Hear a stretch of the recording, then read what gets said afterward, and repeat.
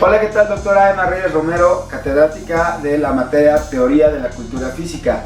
El día de hoy vamos a hablar del deporte en la Edad Media y el Renacimiento.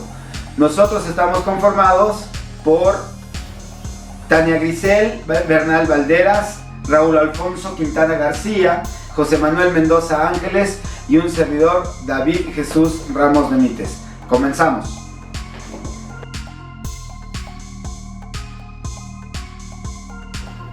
En la Edad Media es común encontrar posturas que señalan que esta época fue como un eclipse para el deporte y el desarrollo de actividades físicas. Esto debido a lo que se estaba viendo en esa época y porque el culto al cuerpo podría ser mal visto debido a la religión. A pesar de estos factores, se pueden encontrar la presencia de juegos caballerescos y también de juegos populares que se van a ver más adelante. De acuerdo a Norbert Elias, las actividades físicas ayudaron a civilizar el cuerpo.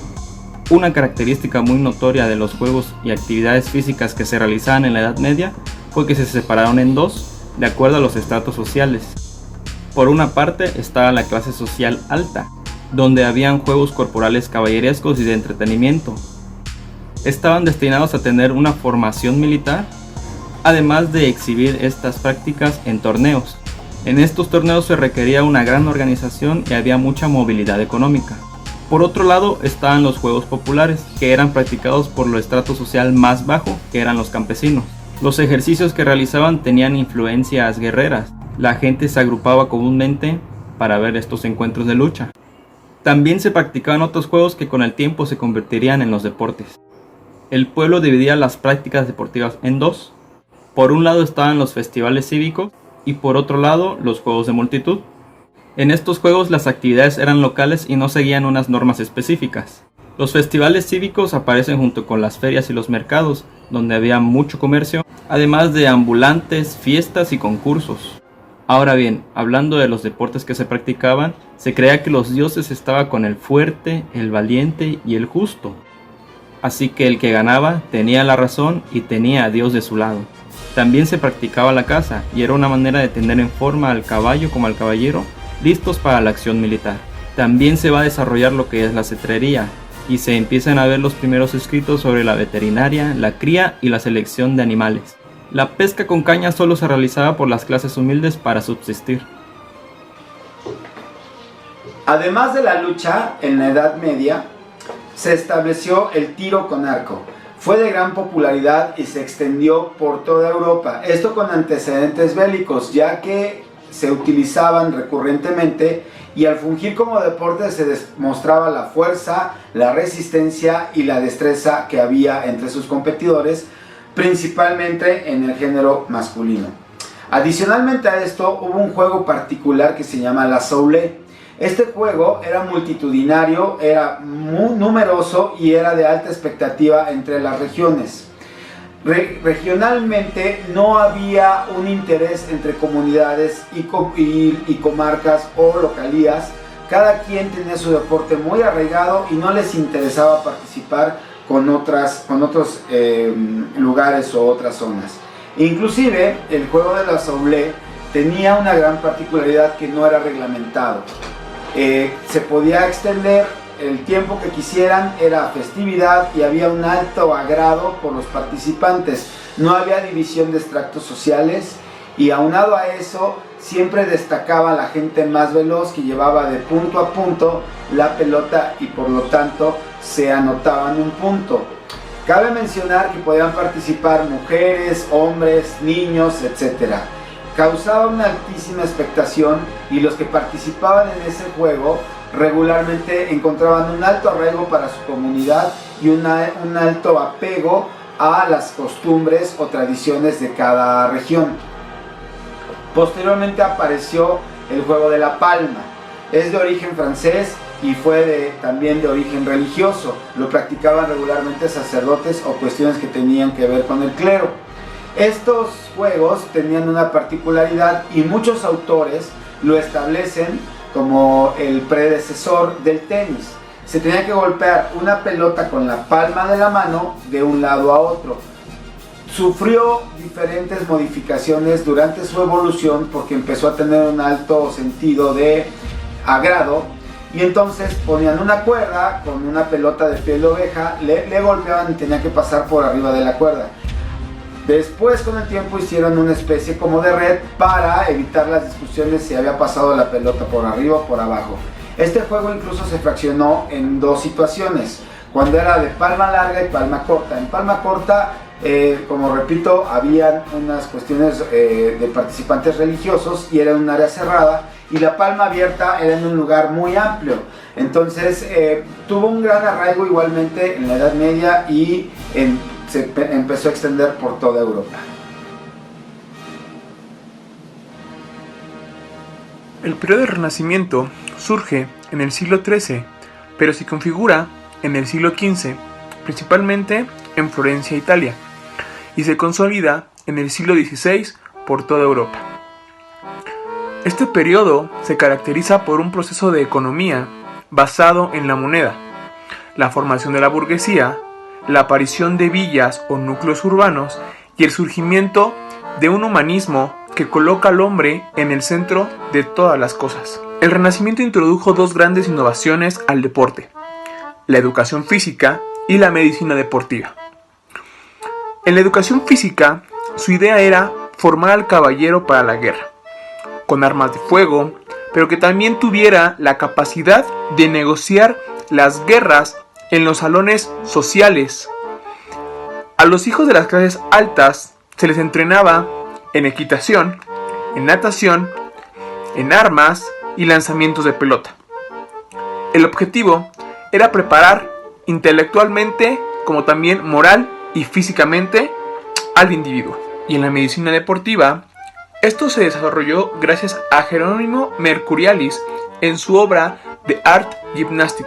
Y en Inglaterra, el Renacimiento se produce un siglo después que en Italia, porque Erasmo de Rotterdam influyó en el pensamiento inglés.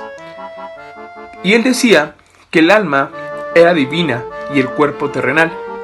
Por lo tanto, el cuerpo era salvaje, enfermizo e innoble. Con esto él nos quería dar a entender que el cuerpo debía mantenerse sano y elevado hacia la nobleza. Erasmo de Rotterdam, holandés humanista. Se le considera padre del humanismo europeo. Cabe mencionar que el Renacimiento en Inglaterra se produce un siglo después de Italia. Erasmo de Rotterdam menciona que el alma está dividida en cuerpo terrenal, el cual es un cuerpo salvaje, enfermizo e innoble. Él menciona que el cuerpo debe conservarse sano y debemos elevarlo a la nobleza. Lamentablemente esta idea solo quedó en familias nobles y no llegó a una educación en general. El siguiente autor es Thomas Elyot. La educación física en el movimiento renacentista europeo del siglo XVI.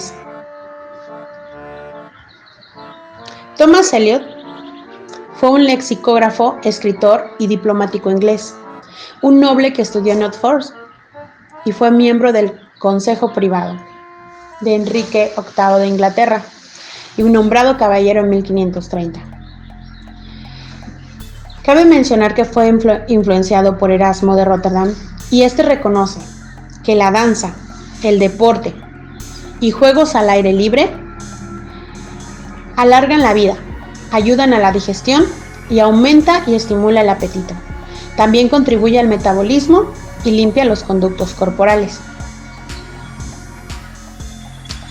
También clasificó los ejercicios físicos en diferentes cualidades, como la fuerza, la agilidad, velocidad, digestivos, de guerra y de paz. El siguiente autor es Richard Mulcaster, 1532-1611. Él fue mejor conocido por sus jefaturas y por sus escritos pedagógicos. A menudo se le consideraba el fundador de la lexicografía en inglés y también fue un sacerdote anglicano. Aun cuando no fue deportista, fue un gran visionario del deporte. Richard Mulcaster clasificó los ejercicios de la siguiente manera: al aire libre o cerrado, premilitares, médicos y atléticos. También dio a conocer los efectos respiratorios, musculares, de articulación y circulación que aportan al cuerpo. Otra de las grandes aportaciones de Muycáster fue añadir a las enseñanzas escolares la educación física. Fue uno de los principales contribuidores al desarrollo del fútbol en 1581. También fue el primero en usar su nombre como fútbol y también el primero que lo diferenció de otras variantes, como el handball y el armebo. Richard Muycáster fue el primero que habla de partidos de fútbol organizados y de sus efectos beneficiosos en la salud y por su valor educativo. También fue el primero en usar los conceptos de equipo, juez o árbitro, entrenador o posiciones en el campo. Por último, también cabe mencionar que fue el primero que apostó por partidos entre equipos de pocos jugadores en contraposición a las modalidades medievales de fútbol. Esta era disputada por pueblos enteros. El siguiente autor es Vittorino de Feltre de Mantua. Su principal aportación fueron las clasificaciones del deporte y en especial el deporte en Europa. Las clasificó en 4 principales: la natación, equitación, marcha y carreras.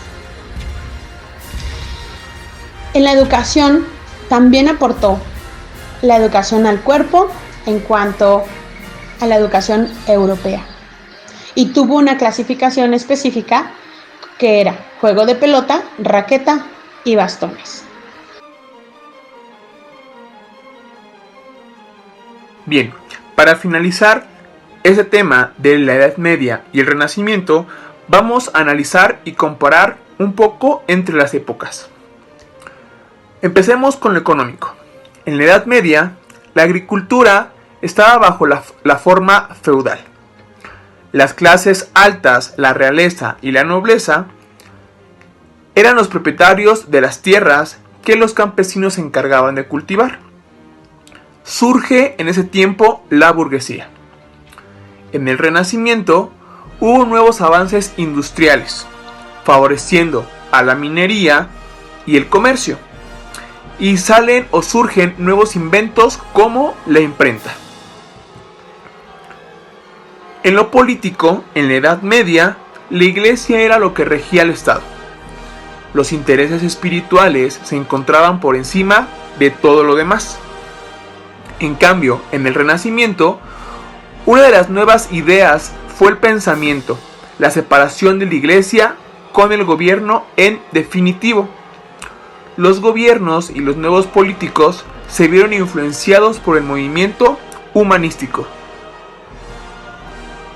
Por la parte artística, en la Edad Media, la enorme producción de arte era financiada y encargada por la Iglesia, mientras que en el Renacimiento, debido a que el ser humano llegó a ser el objeto de estudio, el arte se inclinó, era un proceso de civilización, civilizar al cuerpo, como lo denominó Norbert Elias.